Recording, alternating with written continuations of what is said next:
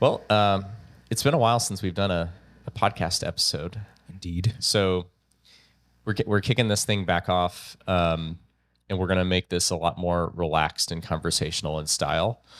And I think our goal with this is to just have a longer form conversation that can carry a lot of insights, and we can maybe even pick apart and debate some different things about something that is important to people who are trying to be healthier, happier individuals in life. So today, before we jumped into and actually hit record, you had an idea to talk and have a little bit of a conversation about the word discipline. Yeah. Which is central to the struggle that a lot of people run into when they're trying to do things like lose weight, improve their health, improve their happiness, all of those things. So you had a quote from a book that you've been reading. Mm-hmm. Let's start with the quote, and then let's just follow this discussion down the many different trails and rabbit holes about discipline, because I think discipline is a very multidimensional thing, and there's a lot of different viewpoints about discipline and different approaches. And I think that we can have a lot of fun, and also that we can pull a lot of value out of this for people. So what's your quote? Well, the quote is from a book called Discipline is Destiny by Ryan Holiday. Mm-hmm. And the quote is, discipline is not deprivation. It is freedom from the things you're a slave to. And there's a lot of like different quotes that I've seen about discipline, and a lot of them resonate with me. Jocko Willink has a book called Discipline Equals Freedom. Yeah. Similar concept. But yeah, very similar concept. I'm sure with his, it's probably more like... Jocko's a little bit more intense. David Goggins intense. Yeah. Ryan's a little bit more intellectual. Yeah. Philosophical. Yeah. He's very laid back. Yeah. But what does that quote really mean to you, just to open up the discussion around discipline and like what you pulled from that book, and just tell me kind of like how that lands with you, and pick it apart. I think for me, and especially with the field that we work in, I think the biggest thing that people have a hard time with when it comes to discipline is like anything food related, like health related habits, stuff they want to improve on physical body wise. And I think the main struggle with that is, you've got a lot of these things that you have to stay consistent with to see the results you want, like, for example, like food, steps, workouts, water, all that jazz. You got the inputs that you have to do to get a result. Right. And a lot of people can look at that and see, the long-term daunting cycle of constantly having to do those things. And in their mind, it's easier to just wing it and then go with the flow, order what they want at restaurants, and not really have any sort of limit or portion control at all. But so that's where the idea of discipline as deprivation comes from for a lot of people. And I think that's why they don't really resonate with the concept of discipline, and why it gets a bad rep. But when he was describing discipline and constantly putting in those habits over time, it's really the self-control, the discipline is freedom from those things that you're a slave to. Like, these cravings that you have, whether that's food related, pornography, smoking, fill in the blank, whatever. So it's not deprivation, it's freedom. Yeah. And I think having that lens really kind of shifts the focus from the long-term, I've got to do this every single day, to more of like I get to do this kind of thing. So that really resonated with me. I think my favorite quote around discipline was from Pastor Craig Rochelle in his book, Power to Change, which is, discipline is choosing what you want most versus what you want right now. Yeah. And it's kind of a similar concept. Maybe not necessarily looking at it as like you're not depriving yourself, you're freeing yourself. But it's definitely just kind of like there's two ways to look at it, and both are very powerful perspectives to have around discipline. Yeah. The thing that I find really interesting about both of those is that they still somewhat align with the very traditionalist approach to discipline, which is that some things are going to be less enjoyable, some things are going to be hard, and we just have to connect to the deeper reasons why we're doing these things, to to summon sort of the discipline, to become a disciplined person, just push through the feelings of deprivation so that we can become consistent in doing these things. And as we do that over time, we'll have less cravings for the things that we're not experiencing anymore. Right. Over time, we'll develop momentum with working out consistently, because it just starts to become a thing that we do, because we've made the time for it. We've said no. We've done all these different things. We've changed our priorities. And we've given it enough time and enough repetition to where we've now become a disciplined person. Right. And having done that, we do feel free. We feel free in that moment, in that season, from craving the chocolate or all that stuff, because we've been able to sort of divorce ourselves from it. Right. I see that as being like a very traditionalist approach to discipline, that it does work. Yeah. It does work. The problem, and this is where I have, I think, some contrarian or maybe some more what I would call hybrid or nuanced views of discipline. And you can tell just based by the way that I coach and the way that our program is designed that I think this way. The problem I think that exists is that when you look at all of these books that folks like Ryan Holiday or Jocko Willink or James Clear, Atomic Habits, or David Goggins, all of these guys who really champion this traditional discipline application of, yes, it's hard, push through it, give it enough time, it'll become second nature, it'll become who you are. The problem is these people are not normal day-to-day people. Ryan Holiday is not a normal, day-to-day person. Jocko Willink is not a normal day-to-day person. David Goggins, not a normal day-to-day person. These individuals are what I would call the less than 1 in 10s.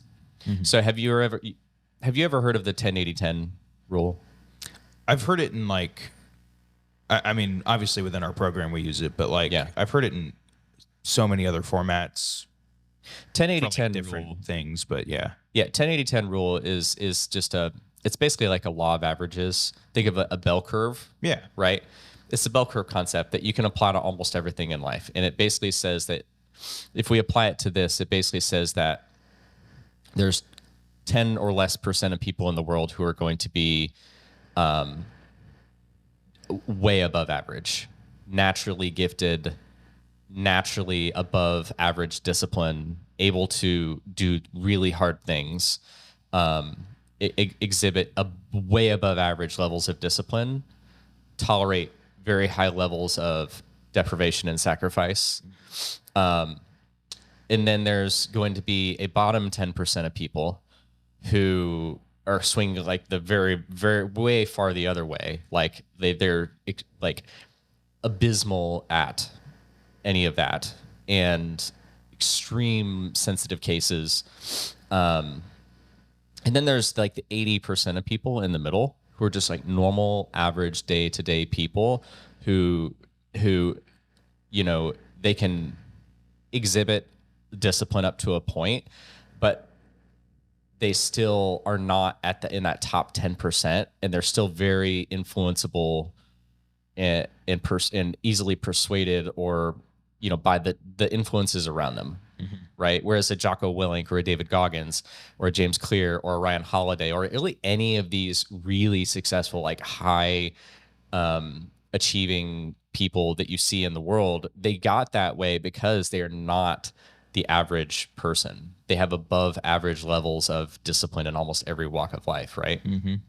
So I think that's where I start to take a little bit of task with applying that traditional discipline model to the 80 or the 90% of remaining people in the world. Does that make sense? Yeah, absolutely. And I think it's why if you stop and you look at the rates of people who attempt to lose weight and make significant long-term sustainable change to their health, it's less than 10% that are successful in that long-term discipline. So see how those two things line up very, very closely. So I think there's value and there's things that we can extract from that traditionalist form of discipline that can be valuable for everybody. Like when you look at all these guys like David Goggins and Jocko Willink and the Ryan Holidays, there's definitely something to be said about the grit that they have to just say, to draw a line in the sand and say, I'm making a commitment and this is what I'm committing to. And no matter how hard this thing is, like I'm committing to it. And when I make a commitment, I stick to my commitment. Like Jocko Willink's a great example, and David Goggins, both special forces or SEAL team guys. You don't get through the type of training and the type of rigors that they had to go to without being able to make commitments and stick to them. Right. But in your experience, as someone who's now coached a lot of people, normal day-to-day people, not SEAL team, not high achieving entrepreneurs, but just normal day-to-day moms and dads and just people in normal society. Does the average person stick to their commitments or have as easy of a time sticking to their commitments, even when they make them to themselves, as what we see in that Definitely group? not. It's like an elite level discipline almost. Yeah. It is, know? And which I think it's elite level discipline. I wonder if there's like different levels of discipline. Like we all are disciplined. I mean, we all have disciplines when we get in the car and we're driving out on the road. The analogy that you and I use all the time with our clients, there's never going to be a time where you can just drive out onto the highway without using your turn signal, checking both ways, stopping at lights, yielding. Those are disciplines. Yep. And I think the biggest difference is that the consequences are immediate there. Yep. Like if you don't abide by those disciplines, there's going to be immediate consequences. For sure. I think for stuff like this, where people have more of a perceptively like a elite level of discipline, it's with things that are not so immediate, whether that's, weight training, sticking to a nutrition plan and being consistent with it, not going off track, at least most of the time. I think it's all just based on like level of consequences. So I don't know if there's different kinds of discipline. That's where my brain went to at first, but there's definitely levels. There's definitely multiple layers. Like that's one layer. Yeah. Right. But this is where this whole conversation gets extremely interesting, because you're right. All of us can look at our lives and see that very quickly that we actually are very disciplined people at certain things, and right? Have to be. Like we brush our teeth every day.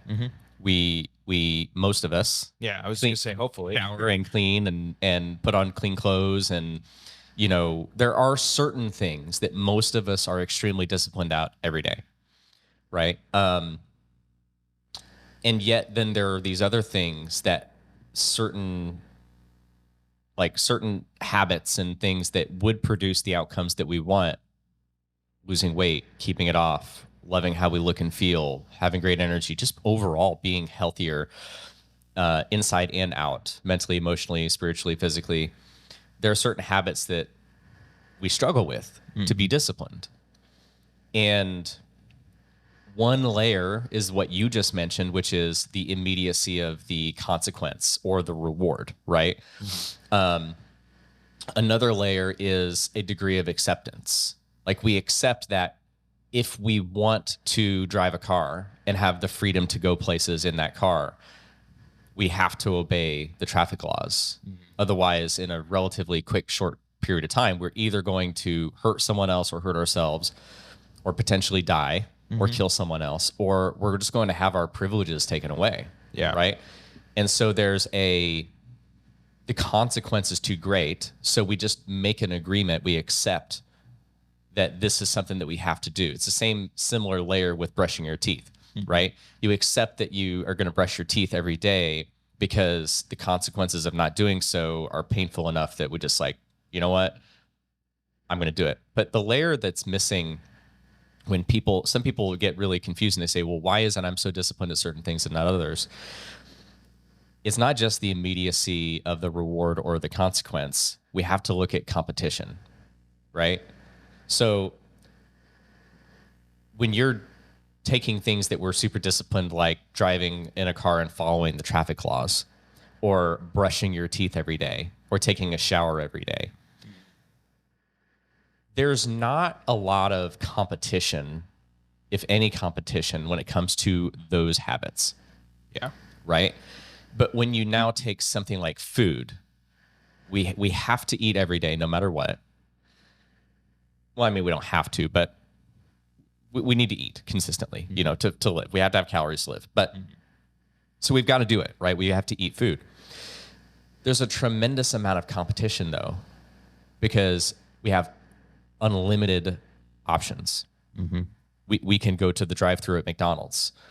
We can go sit down at TGI Fridays and squash a meal. We have all these restaurants we can go to. We can DoorDash now, right? We have grocery stores full of extremely highly palatable foods that are super convenient, right? Options that take zero effort and have extremely high reward thresholds for the way they taste. So now I have a problem. No matter how much I want to do something, because I know it will make me healthier and make me feel better, I now have a massive amount of competition. And depending on where I'm at with my energy levels and with my time that I have at my disposal and my other pressures and stresses that I have in my life and my other priorities, like spending time with my family or crushing it in my job or my career or serving in my church, or just hanging out with family and friends, like all of these other priorities, when you factor all of those things in, competition becomes one of the biggest issues. Because if I have if my two options that I have at my disposal for eating a healthy dinner are to take 30 minutes to prepare a healthy meal for my entire family, that I will not hate, but I won't necessarily actually thoroughly enjoy it. But it would be healthy, and I'll feel good about the fact that I did it afterwards. Or I can just order pizzas, and the reward threshold will be very high, and the convenience factor of that and the effort required would be super low, or any other equivalent quick, easy thing that would be super tasty. When you're tired after a whole day of work, and you're mentally and physically tired, and you also just want to spend time with your family versus spending all this time in the kitchen, all these factors start to come together, and now we have a discipline problem. And it's because discipline is not a black and white, I made a commitment or I didn't. For the average person, for the top 10%, it is a black and white. I make a commitment, I stick to it, no matter how hard it is, no matter what it is. All I have to do is make the commitment, and I'm going to stick to it. But the average person makes a commitment And then they are bombarded by all of these other variables and all of these other pressures and priorities and the dynamicness of their energy levels and how they feel, right? The average person makes decisions based on how they feel in any one given moment. Whereas the top 10%, like the Jocko Willinks and the David Goggins and the if we're being honest, most of the fitness and health coaches in the world are in that top 10%. They make decisions not based on how they feel, but based on the commitments and the goals that they have. Right. And that's not average. Yeah. So it's like, we have to understand it's not just about, do I want the outcome bad enough? For the top 10%, that is enough. Yeah. They can just say, I want this. I'm making a commitment to doing it. I'm going to relish in the hardness of it. That's another aspect of these top 10% that is unique. They love the hardness. Average person does not like hard, right? So when it comes to discipline, this is where I say I think I have a little bit of a more disciplinarian, or not disciplinarian, a controversial or contrarian view of discipline, in that I tend to more fall into the camp of someone like a Steve Bartlett.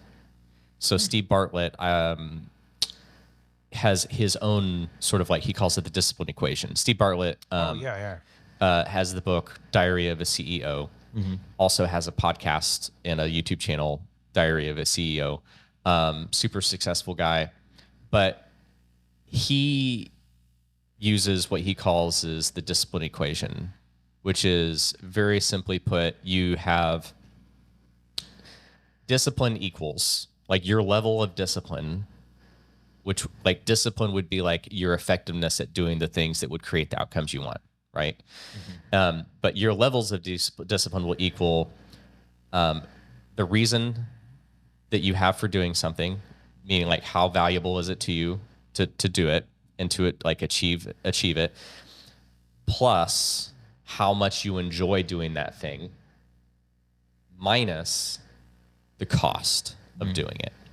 So very simple equation, like, is it important to me, plus how much do I enjoy it, the pleasure of the process, not the outcome, the pleasure of the process, the habits, the doing, minus the cost. And the cost could be like, how much effort does it take? How much time does it take? How much sacrifice does it take? How uncomfortable is it? Those are the costs, right?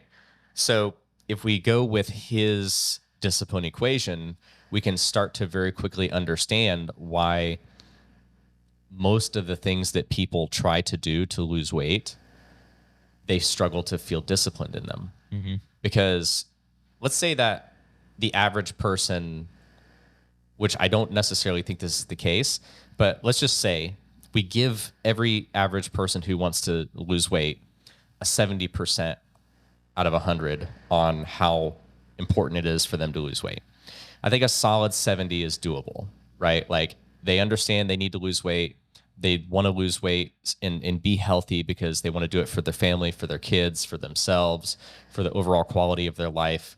They're clear on why, and they're like, you know what, this really is important to me. I really want this. There is some friction. Yeah. And I'm still not convinced that a lot of people go into a weight loss journey having a 70% in that. I think a lot of people just say, hey, let's lose some weight, and they just don't get the deeper leverage. But let's just say that we have a solid 70 in that category, right? Then all we have to do is focus on the levels of enjoyment and the perceived cost of doing a specific habit to determine how disciplined we're going to be, right? So let's take the example that I just gave with a dinner, because dinner time is like, dinner and evening time for almost all people in today's society is one of the biggest struggle areas. Like, if you're a working mom or dad, typically most people can plan for the day and do pretty well during the day at work. They can take their lunch, they can make decent choices, and they feel like they do so good during the day, and then they get home and they feel like it all falls apart when I get home. And so we could take the dinner situation that I just gave you. I if we take the healthy dinner, let's say we're going to grill some chicken on the grill and we're going to roast some vegetables in the oven, something like that, nice, healthy, whole foods centered meal, right? It's great. It's optimal. It's very healthy. It's like low calorie, high protein, high fiber, all the nutrients. It's great, right? Functional medicine, doctor or holistic, medicine person would be like, this is amazing. There's no artificial stuff in this. It's not processed. It's amazing, right? But it takes 20 to 30 minutes to do it.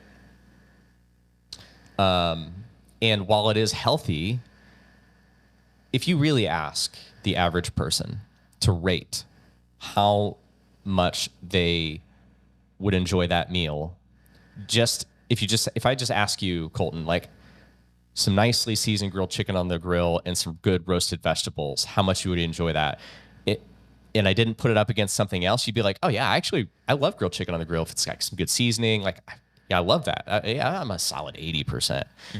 But then if I set that next to a pizza, you're like, ooh, that just skewed things. Looks good. Yeah. That just skewed things. Now when I compare it to that, right, competition, that the time and the enjoyment of like now when I'm comparing these two, my enjoyment level for the grilled chicken and the vegetables on the grill is like 30% compared to the pizza, which is like 100%, right? Changes the equation. So when we start honestly looking at discipline through this equation, we can very quickly see that like all the things that people are doing that they want to smack their hands for and say, why do I do this? Why do I get home in the evening and then I start snacking on all the chips or like eating ice cream or, ordering a pizza or just like totally trashing my diet for the day? Well, run those things that you're doing through the equation. Extremely high enjoyability factor, high pleasure, very low friction. You open a bag, you pick up the phone and you order it and it appears on your doorstep. So super high enjoyability, super low friction, if any, equals very high discipline to do those things, right? Versus compared to competing with a Whole Foods, protein and vegetable dense meal made with love, on the grill and roasted in the oven and totally optimal. Way lower when compared to the pizza example in enjoyability, way higher in friction. Because I've got to take all this time to prep it. I got to cut the vegetables. I got to season it. I got to fire up the grill. I got to throw it on the grill. I got to run back and forth from the grill to the house, monitoring everything, when I could have just ordered a dang pizza and sat there with my family and enjoyed it. Well, now we can start to understand why our levels of discipline are so low, right? So what do we do with that? Well, if you're using the traditional discipline, like mindset of like the Jocko Willinks or the James Clears or the Rand Holidays, it's like, well, hey, there's going to be freedom on the other side of this. Just make a commitment, push through it. You can do it. Give it a month. Give it a month of not eating that pizza and not eating that ice cream and just sticking to the grilled chicken and the vegetables. And trust me, it'll pay off. The average person's not going to make it a month. Mm-hmm. They're not going to make it a week, right? Because everybody in their house wants pizza, right? And so for the average person, the 80%, what I have found is that discipline is a race against fatigue. Like sustainable weight loss is a race against fatigue for the average person. And that's why you see people start and stop and yo-yo diet, right? They start something with high levels of discipline and because they made a commitment, but then they get so fatigued because the enjoyment level is so low and the friction is so high compared to the competition that they fizzle out and they go back to the easy options that taste amazing. So all this is just to say, when you look at, this is why I like this model for discipline way more than the David Goggins or like the traditionalists like approach. I think there's value in that we can extract and still apply. Right. I think we all should strive to have more grit and to do hard things. But Yeah. we also have to, that's kind of like, that whole mindset is kind of like just work hard. Just like really pedal to the metal, tons of effort, and you'll get there. And I'm like, why don't we work smarter? Like, why don't we just really optimize this discipline equation and find options that are healthy? Maybe we make some compromises and they don't have to be all whole foods.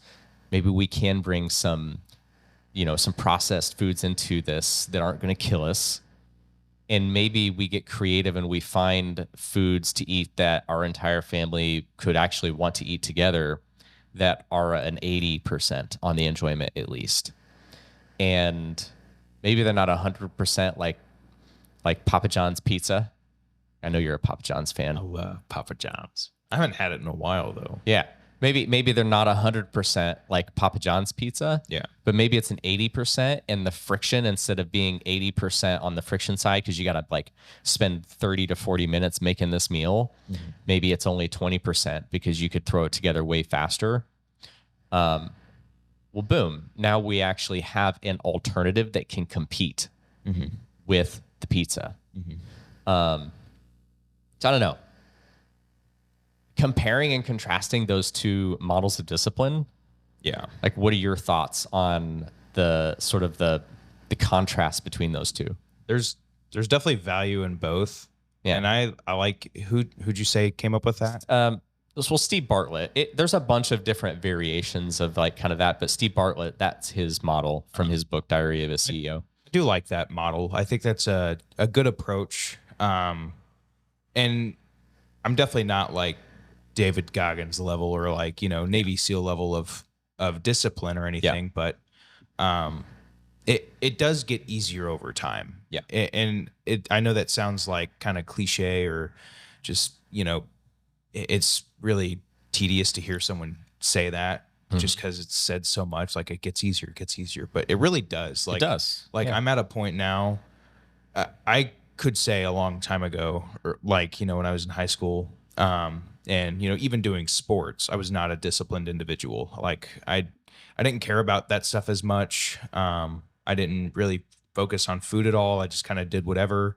Obviously an active young male doesn't have to very much, but I mean, still like optimally, if I wanted to perform or, achieve the goals that I wanted to, I should have been more disciplined then.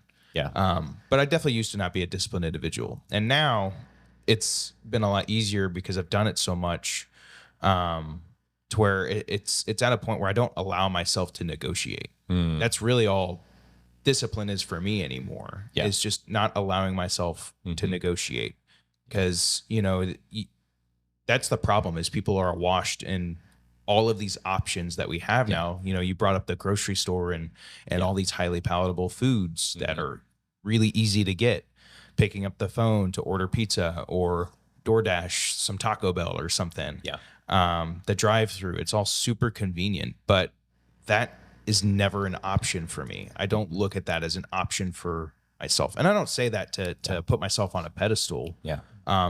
It's just a standard I've set for myself. And that's really the level I encourage everyone to get to is not to look at this as like some elite,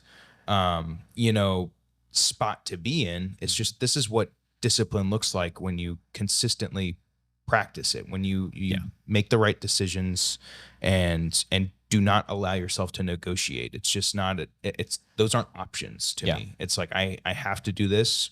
Or it's like when, growing up, when my mom was making dinner and I didn't want what she was making, it's like, well, you're going to eat this or you're not going to eat. It's like, well, crap, I got to eat whatever mom's making. Yeah. I'm like, all right. Yeah. So, and it's, I totally get it. It's different for everyone. A lot of people, I mean, me going through the military, I think that helped a lot with practicing discipline. And people catch on and, get used to it at different rates, but it's just, it's like a muscle. You just got to, you've got to flex it. You've got to work it and it will get stronger.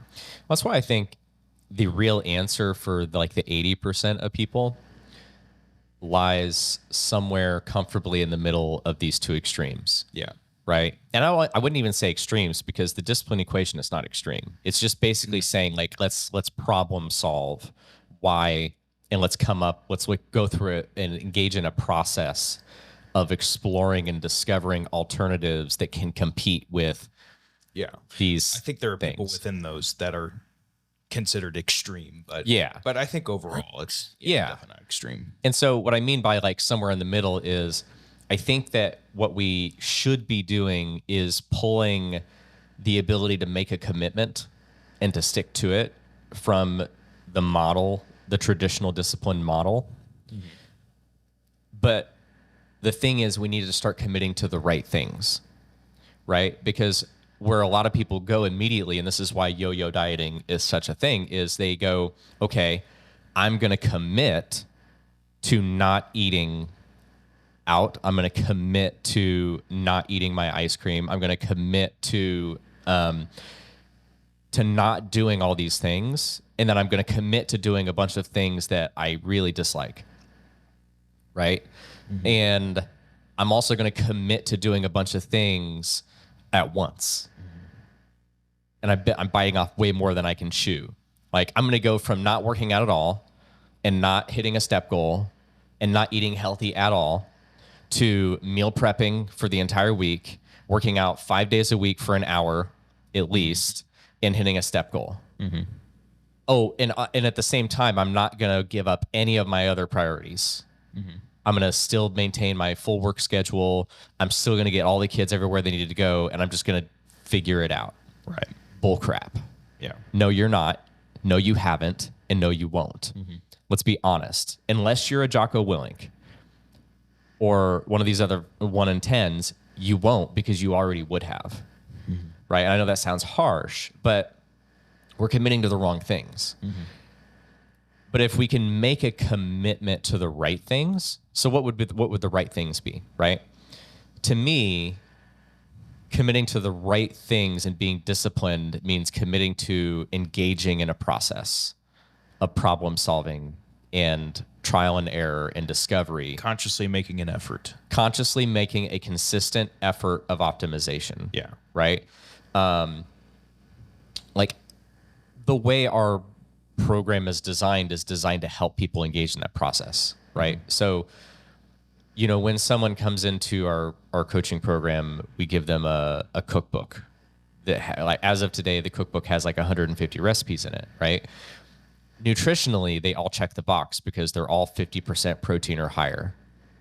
They're all within a calorie range that they could eat them and it wouldn't cause any problems whatsoever. But they're also optimized to feel like cheats. They're optimized to squash to slam on the enjoyment button to where people are like, wow, this is something I could get on board with. And so, we give them the cookbook to help them have options from day one that don't feel like they require so much discipline to do, but just really to help them get started to where they don't feel like they're having to push super hard doing all the things that they don't want to do, committing to the wrong things. Yeah. But they're like, okay, I'm not having to eat all this food that I don't like to get a result. What I'm actually committing to is just trying different things. Like, all I'm now committing to is that I'm going to try different recipes, or I'm going to try different products, or I'm going to try different workouts, or I'm going to try different schedules, and I'm going to try different things until I find in the food realm a big enough menu of variety when it comes to meals and snacks that are high enough enjoyment and low enough in friction, meaning they're convenient enough that I can fully compete and be disciplined.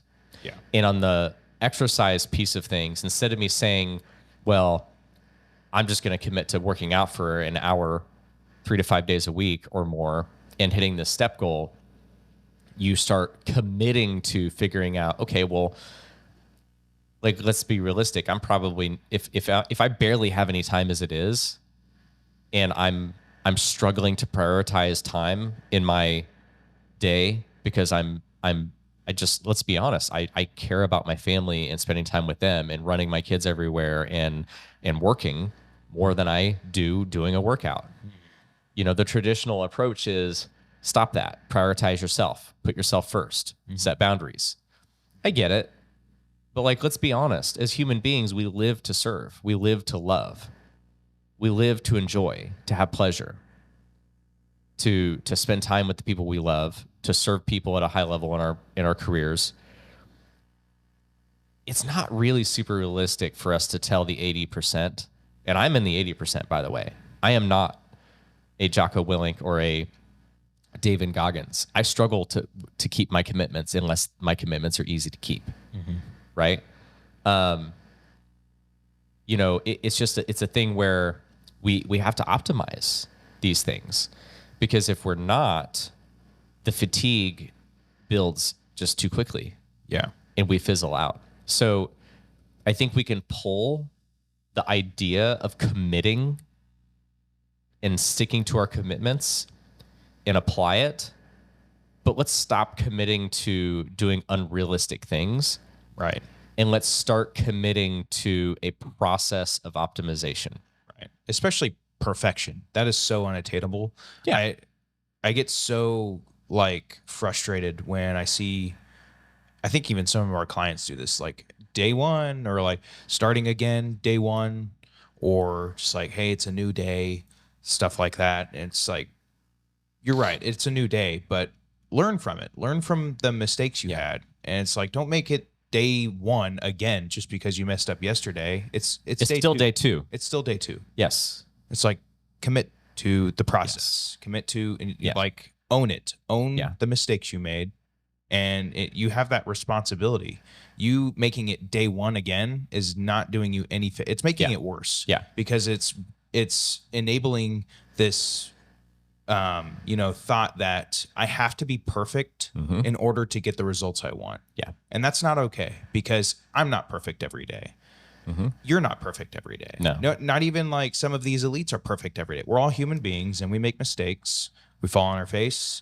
And sure, some people are more consistent than others, but the people who are more consistent and are more disciplined understand that perfection is totally unattainable.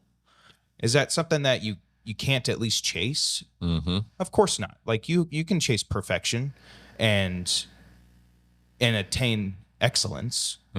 That's the reality of that. But knowing in the back of your mind that you're never ever going to achieve perfection. Yeah. So it's not day one again, right? Because day one again basically just says, I tried this, I failed. Right. I'm going to try this exact same thing again today. Yeah. And what it turns into is Groundhog Day. Yeah. I'm trying. What do they say is the definition of insanity? Doing the same thing over and over again, expecting a different result. Yeah. And it literally turns into Groundhog Day. Yeah. Day one, day one, day one. Yeah. It's an all-consuming pattern. What it needs to be is, it doesn't even stop tracking days, first of all. Yeah. It's not day one. It's not even day two. It's experiment number one. Okay. What did I learn from experiment number one? What was the outcome? Okay. I tried this, didn't work out very well. Extract value in learning. Experiment number two. Experiment number three. Experiment number 4. Experiment number 100. That is the commitment that we need to make.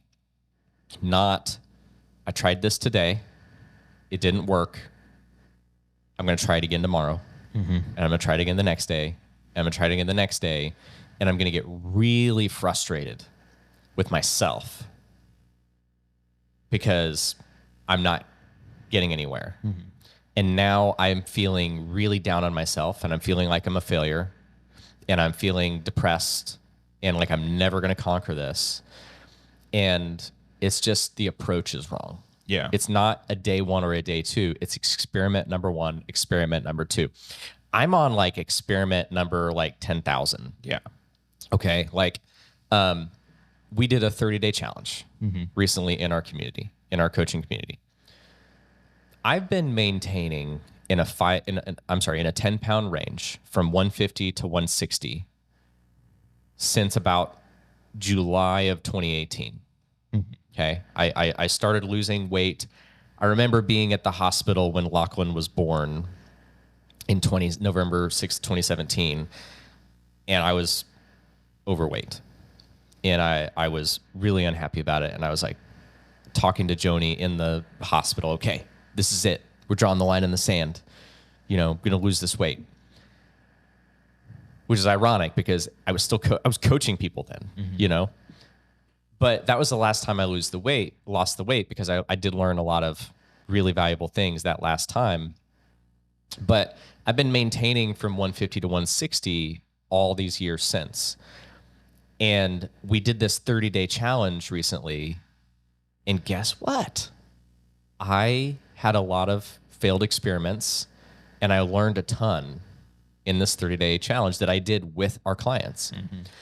What did I learn? Well, I realized that I was really, really good. I had really spent a ton of time problem solving in my journey, food, and figuring out how to optimize for enjoyment and very low friction. I mean, if you look at our cookbook that I created for our members, it's basically that. Every recipe, 50% protein or higher. Every meal recipe, 400 calories or lower. Every recipe feels like a cheat. Every recipe, 10 minutes prep time or less. 10 ingredients or less, average of only 5 to 6. So super high enjoyment, super low friction. So I had done so much work in the food side of things that I was able to maintain in my 150 to 160 pound range, largely relying on my diet. But if I looked at how consistent I was being with workouts and with daily activity, I was averaging 4,500 steps a day, which is about half of what we recommend our clients average, 8 to 10,000 steps a day for optimal health, right? Not just for maintaining your weight, for optimal health and blood sugars and all of that stuff and metabolism. And then I was only getting, honestly, we recommend that our clients get 3 workouts a week, strength workouts a week. I was getting average of 1, some weeks none. And doing the 30-day challenge forced me to confront that. Because the 30-day challenge, we got points for every habit. We had an average of 10 possible points per day. 2 points for a day of being on plan with food. 2 points for hitting 8 to 10,000 steps or higher. 2 points for doing a strength training workout. 2 points for hydrating, drinking 2 what we call hydration cocktails a day. And 2 points for engaging in 10 minutes of learning and growth a day. So 10 possible points. The goal I gave the students in the challenge was to strive for minimum of 8 points a day. Well, if I was averaging only 4,500 steps a day and only 1 workout a week, there's no way I was not averaging 8 points a day. I was averaging 6 points a day. And I was making it work by eating less food to stay in my range. Was it working? Yes, because I was staying in my range. Was it working optimally for my longevity and my overall health? No. So I went through this 30-day challenge and I had to start experimenting and figuring out and problem solving why I am not getting 4,500 steps a day. And why am I only doing 1 or no workouts a week? And in that process of learning and discovery, basically what I was doing was optimizing my discipline equation, right? So what did I learn? My commitment was not that I was going to force myself to work out and force myself to do the steps. My commitment was that I was going to figure out why I wasn't doing them and how to do it. So what did I learn about myself in this process? I learned that even though I own a gym here in town full of amazing equipment, that I have at my disposal, I learned that since I primarily work from home, I'm in a season of my life as a father and as a husband and as a business owner who works primarily from home, creating content, doing things like this, that to leave my home, leave my work, leave my family, drive 4 minutes up the road to my gym and to spend an hour working out and then to drive back 4 minutes and to try to plug back into work or family was too much friction. And because I didn't want to take that much time away from family and work, I wasn't doing it. I was only doing it when I was already at the gym for an appointment and I could just, after an appointment or before an appointment, do a workout. And so I was only doing it when it was what? Convenient, low friction, right? I also had to confront the fact that I don't enjoy working out. I enjoy how I feel after I'm done working out. And that's something that almost all of our clients says. I feel so amazing after I work out, but I just don't like doing it. I had to confront that and learn that about myself. And then armed with understanding that it was too much friction for me to leave my house and to go and to my gym and work out for an hour and come back 2 to 3 times a day or a week or more, I was able to use that learning to problem solve how to get workouts in more frequently. So what did I do? And the same thing applies to my steps. I didn't want to drive to my gym to walk on the treadmill during the winter. I do like walking outside, but even going for an hour-long walk outside, which would help me to get my 10,000 steps a day, basically I need an hour of walking to close that gap, right? 45 minutes to an hour of walking would close the gap and get me my step goal every day. But that's an hour I have to take away from my family or my work. And I don't particularly, well, I do enjoy walking like at times, but like when we factor in competition, do I like it as much as spending time with my family? Do I like it as much as sitting on the couch and watching Netflix? Do I like it as much as working and doing cool things like this? No. So I had to take all of these learnings about my enjoyment, the reality of my enjoyment levels with these habits that are important to me, and the friction involved in them, and I had to optimize them. So how did I optimize them? I bought a walking pad off of Amazon it was a $350 walking pad. You can get them for much cheaper than that. I just bought one that has the desk on it so I could put my computer on it and I could do work while I'm walking. So now all of a sudden, I still don't necessarily enjoy walking in comparison to all the other things that I really enjoy way more. But at least now I can take 1 to 2 of my Zoom calls a day that I have every single day, and I can just walk during those Zoom calls. What did I do? I reduced the friction. It doesn't matter if I enjoy it or not because I'm at least being productive. Yeah. And I'm killing 2 birds with 1 stone. I don't need to enjoy that because I'm working. I enjoy working.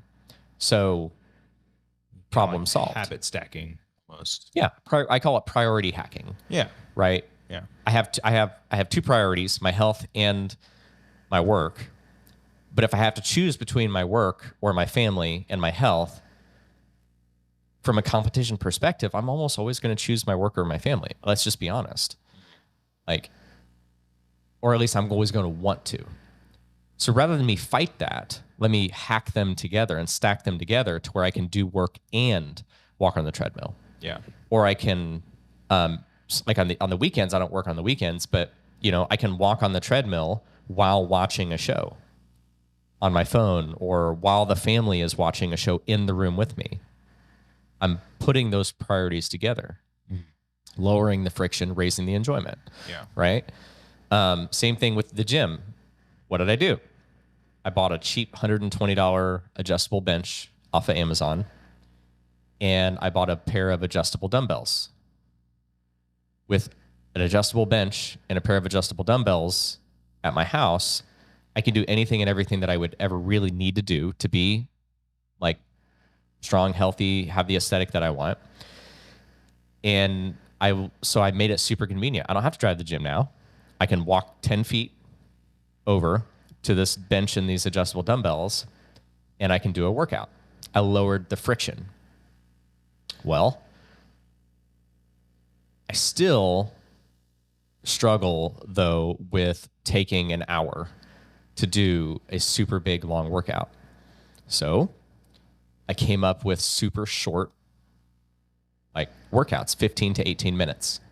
Instead of working like 2 or 3 muscle groups at a time, I work one muscle group. I like, hey, I'm going to do 15 minutes to 18 minutes of like focused, intense chest exercises with my dumbbells and my adjustable bench. Mm-hmm. And then like tomorrow, I'm just going to do 15 to 18 minutes of like focused, intense bicep. And then the next day, maybe some shoulders. And then the next day, maybe it's triceps or back. You know, so it's like 15 to 18 minutes, especially if I listen to a YouTube video or a podcast or throw a show on while I'm doing it. Well, now this seems doable to me. Mm-hmm. Now I actually am enjoying this a little bit, and I've lowered the friction enough to where I'll actually do it. Yeah. So to bring more of like a wrap to this thought process is experiment. You know, number one, experiment number two, I've been at this for years and I'm still learning about myself. I'm still understanding and figuring out that life is dynamic all the time. And, you know, when I first started this journey back in 2018, I had just become a father. And, you know, I still hadn't settled into the lifestyle of being a father and being a parent yet. And, you know, when you have a baby, it's different from when you start to have like a 6-year-old or a teen, you know, and you're getting more involved. So, you know, back then I still could take the time to go to the gym.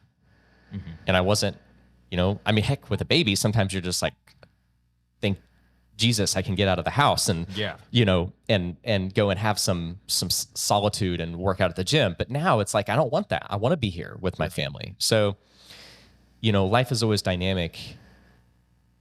Let's stop committing and trying to push hard to commit to specific things that just we don't like or we don't enjoy or have so much friction, because it's just not likely that we're going to be successful with that in the long term. Mm-hmm. But if we can figure out how to make them more enjoyable or enjoyable enough, right? Or make them convenient enough, there's a threshold, I think, that where the food that we eat and the habits that we do to be healthy and strong and fit can compete enough with the other alternatives that we could do with our time and our food that we can actually be disciplined, you know? Yeah. So with all that being said, I mean, like, we kind of laid out 2 different kinds of discipline. Maybe not 2 different kinds, but just like approaches. 2 approaches. Yeah. In your opinion, is there one objective, you know, kind of discipline and these are just subcategories? Or do you think discipline is kind of, it's dynamic? Do you think it's kind of just subjective based on each individual? I don't think it's very subjective. I think it's discipline like defined to me is our ability to do the things that are important to us consistently, to create the outcomes that we want in our life. Mm-hmm. Like that's discipline, you know?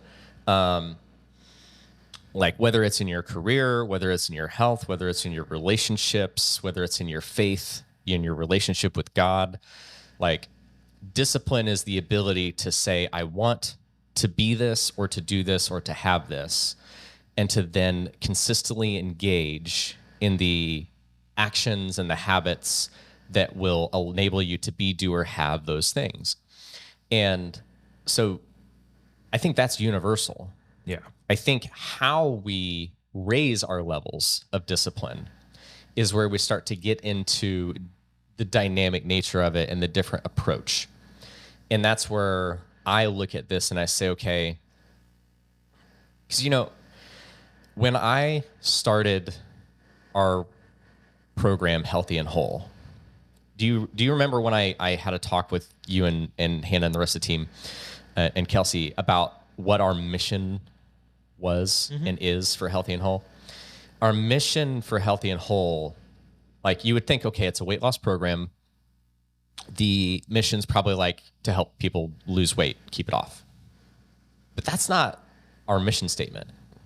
Our mission statement actually feels way bigger than that. Our mission statement is more like an Elon Musk-y type mission statement, which is to make permanent and sustainable weight loss accessible, achievable, and sustainable for anyone, anywhere, regardless of their income.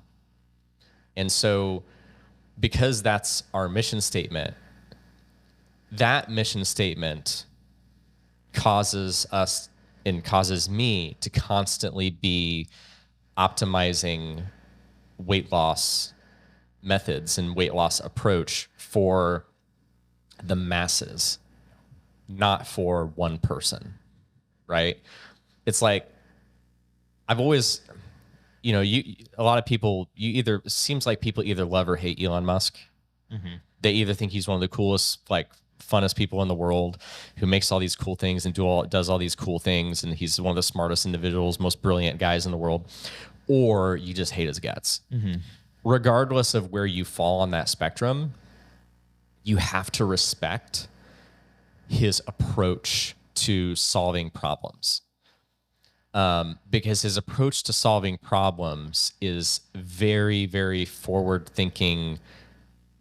Let's get to the most base root foundational thing that we could fix that would then just solve every other problem related to this, And that's where I look at discipline, right?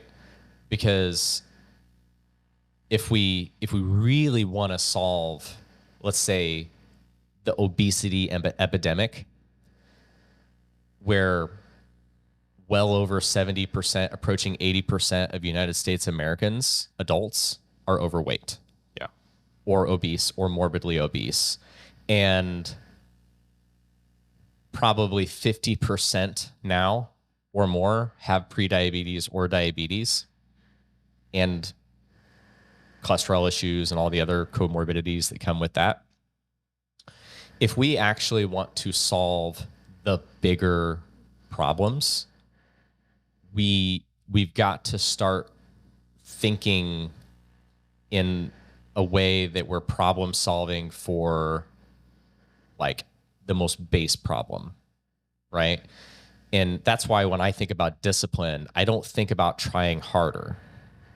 And I don't think about making commitments and sticking to them. I think that's I think it's just an outdated approach to discipline that is not very effective in the world and the environment that we live in. That comes from a time when we didn't have all these options. Like we didn't have all the fast food. We didn't have amazing tasting food everywhere all the time, so easily accessible.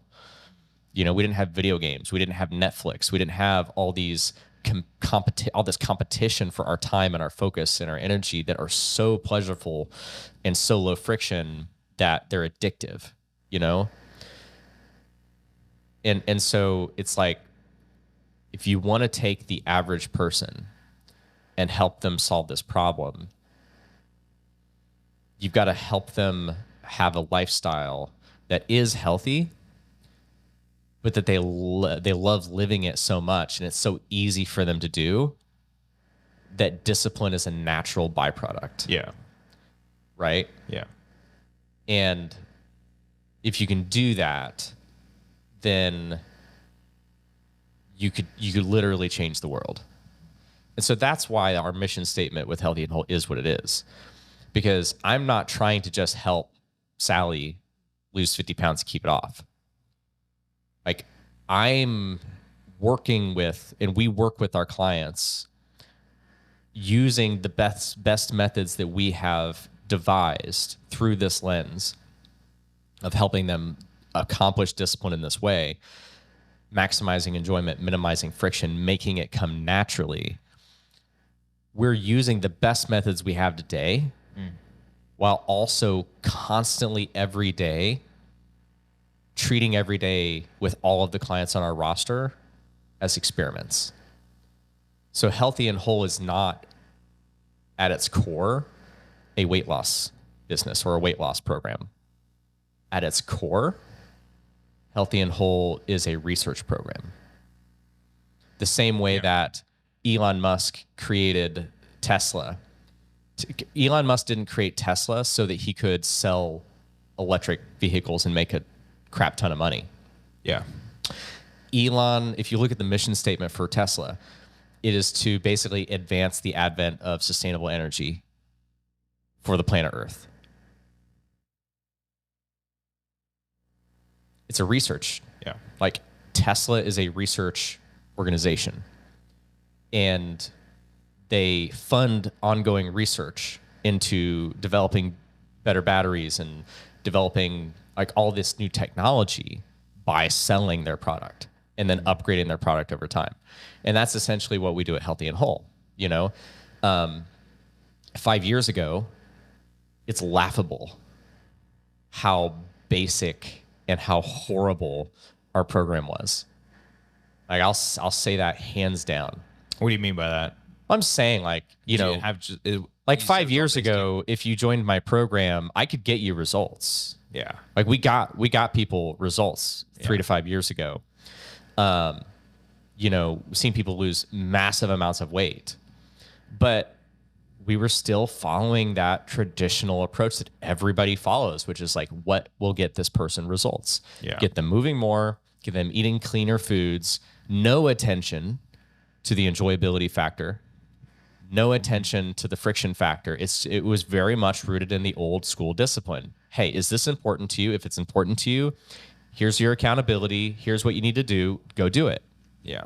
So your perception of discipline's really evolved. It's totally evolved over time, because as a coach, I had to face the reality of why are we having people losing all this weight, and then 3 years later, they've gained it all back. Yeah. I know that like that's unacceptable to 2 years ago, when I first started working for you, it was like you had expressed that. That's how the program used to be. And then it kind of shifted into the total opposite. Yeah. Where, we were really focused on just enjoyment and everything. Yeah. And then we leaned off of the importance of discipline. Yeah. There is importance there. Yeah. But now we're kind of like a product of both, just a focus on both.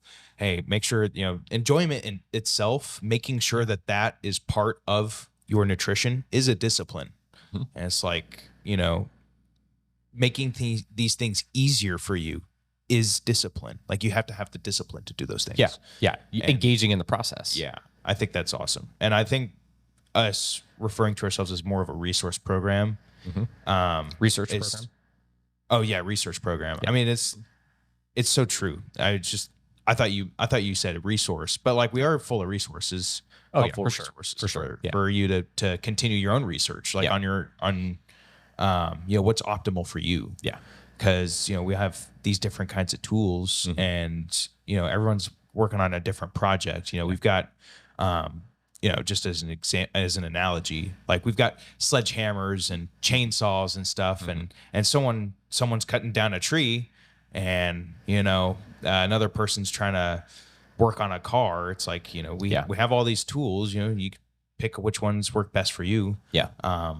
And it's all just like within your own research. So I really like that. I think that's a cool concept. But I love how we've evolved over time, because it was kind of like very back and forth. Yeah. When I first started, it was like, man, I don't know which one, like which is right. It's like, really they're both right. They're both right. They're both right. It's and that's where we've landed. And here's the interesting thing is, like, as much as we've evolved in the last 5 years, like in another 5 years, we'll look back at this version of our program and probably be like, that's my hope. Yeah. Like I hope that in 5 years we have advanced so far in our knowledge of this, that that we're just like, I already believe that we have like the results that we get from a sustainability standpoint and the feedback we get from our clients is so far beyond the averages in the industry because of the work that we've done. But I hope that in 5 years we look back at that and we just like laugh at where we were today because we have advanced that much more. And, you know, like the evolution of my views and the application of discipline within our program is a great like image of that, because yeah, like we were disciplinarians in the beginning, do the hard things. Like, this is what works, do it. Like, if this is important to you, you'll do it, you know? And then we swung the other way and we said, okay, let's really focus on the enjoyability factor and the convenience factor of this. And we've landed in the middle where it's the perfect combination of both. It's basically like, you need to have the discipline to engage in this process of optimization for your enjoyment and your convenience so that you can win. And so basically that you can beat the race against fatigue. Right. Because that's every person that enters a weight loss journey. That's what you're doing. Yeah. It is a race against you're racing against getting fatigued, doing the things that are producing the results that will cause you to then revert back to what you were doing before. Mm-hmm. It's literally a race. And unless you go into it understanding that, you're going to do the wrong things. You're going to be the day one everyday person versus being the experiment 1, experiment 2, experiment 3 person who 6 months later through that process has evolved so much and has basically problem solved a sustainable lifestyle for them. Yeah. And their sustainable lifestyle that they problem solved through that 6 months of experiments or a year of experiments, or in my case, I'm still doing experiments, 5-6 years later. That lifestyle, my lifestyle, will look different from your sustainable weight loss lifestyle because your life is different from mine. Your priorities are different from mine.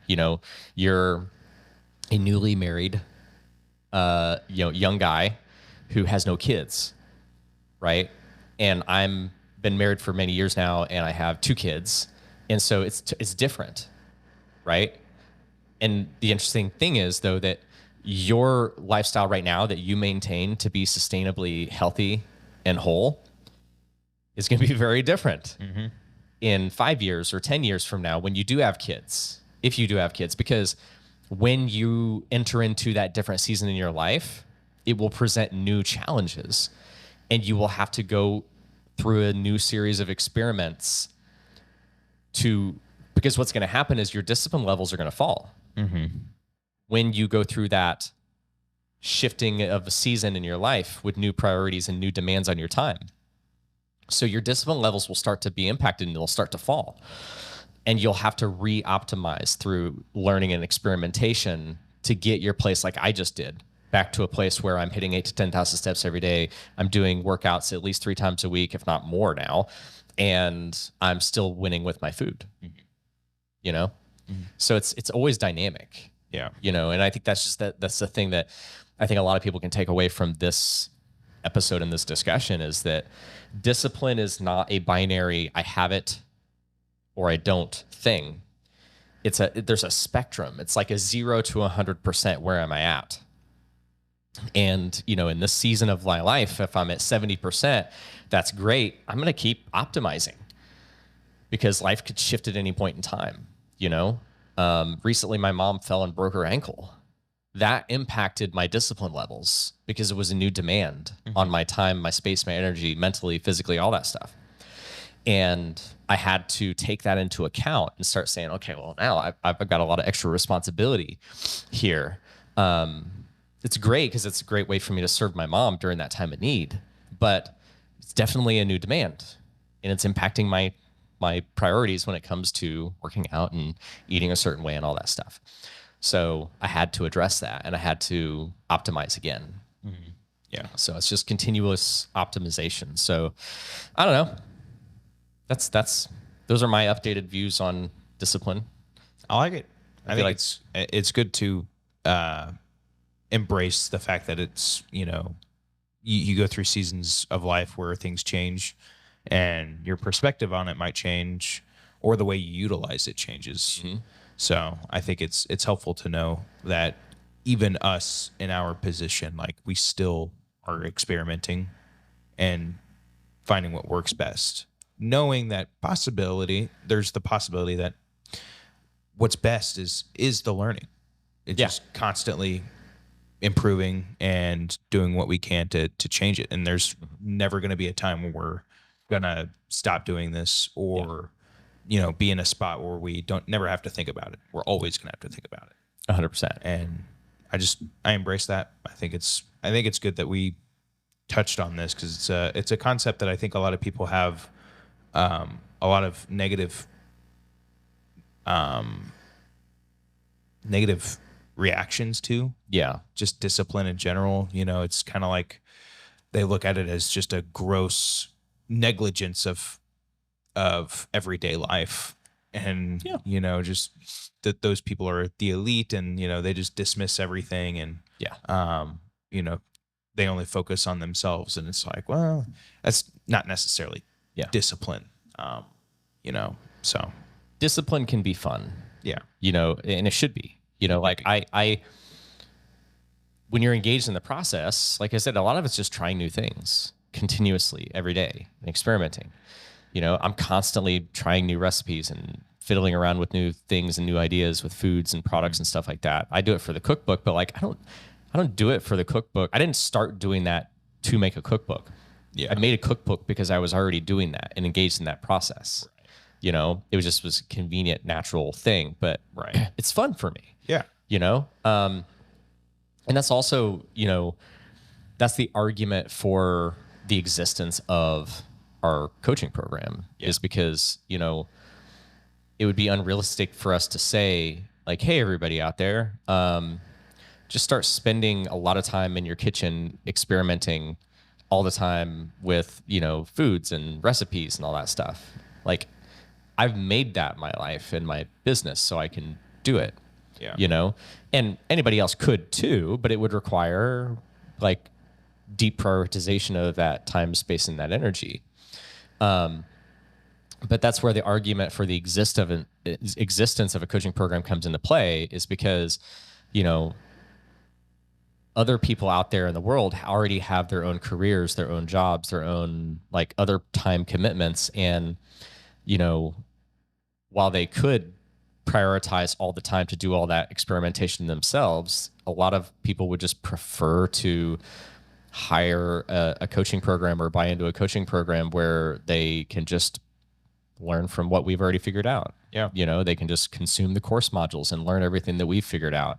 They can just have access to the recipes so they don't have to figure out their own recipes. They can, have access to a restaurant directory so that they can just know what to order instead of having to figure it out on their own, and they can tap into, like the other day we did a wrap-up call with one of our clients who is graduating one form of our program and moving into another form of our program, a lower level of our program with a little bit less accountability. And, she basically said, she was like, I don't want to go out on my own, because the moment I go out on my own, she was like, I lose out on what you guys are doing continuously, which is you guys are continuously experimenting and you guys are continuously innovating and coming up with all these cool new ideas that I never would have had the time to figure out. Like we put a whole section into our cookbook for Ninja Creamy ice cream. And I've been eating pints of ice cream every single day. And a lot of our clients now are eating a pint or more of ice cream every single day and losing weight and just loving it the whole time. And she was like, I never would have had the time to figure out how to buy a creamy and how to make these recipes and how to make them taste so good. And she's like, if I just totally like pull myself out of your community and your program, like I go back to having to figure all this stuff out on my own. And the reality is I'm not going to figure it out on my own. I'm not going to prioritize the time to do that. So that means I just become stagnant. Mm-hmm. And I just basically have to make do with wherever I am right now today with what I have at my disposal. And so I think that's why our coaching program exists, and that's why other coaching programs exist, is because people just need to have a place they can go, like a Tesla or, a Healthy and Whole, who they're engaged in the innovation, they're engaged in the research, and then sharing the best practices and the recipes and all that stuff for people. So yeah, not a advertisement, so to speak, for our program, but I just think that's why I think it's a good reflection of why our program's the way it is because we were in that spot. I mean, like, it's the whole cookbook was made because of, what you just said. Like, so nobody else would have to. Experimenting. Yeah. And, it was because you didn't want to rely on, having mediocre meals that you're, just satiated with. Like, you wanted to be totally satisfied. Yeah. So it's a great reflection of where we're at. Yeah. So it's been a good conversation. I've had fun with this. Nobody's probably listening at this stage, but if they are, I'll just say whatever platform you're listening on, whether it's Facebook or YouTube, follow or subscribe or whatever platform you're on is necessary if this was valuable for you and if you want to see future conversations. And whatever platform you're on, I would love for you to leave some kind of a comment letting us know that you watched this and like, what did you pull from it? Was there anything valuable in this conversation that you're like, oh, I never thought of it that way, or this was an aha moment for me? Let us know if you enjoyed this conversation, and we'll keep doing more like it. We'll probably keep doing more like it, whether you liked it or not. Yeah. If I'm being honest. Yeah. Because we have fun doing this. So, but yeah, we'd love to hear from you guys. Other than that, we'll end it here. We'll see you guys next time. Peace. Bye-bye.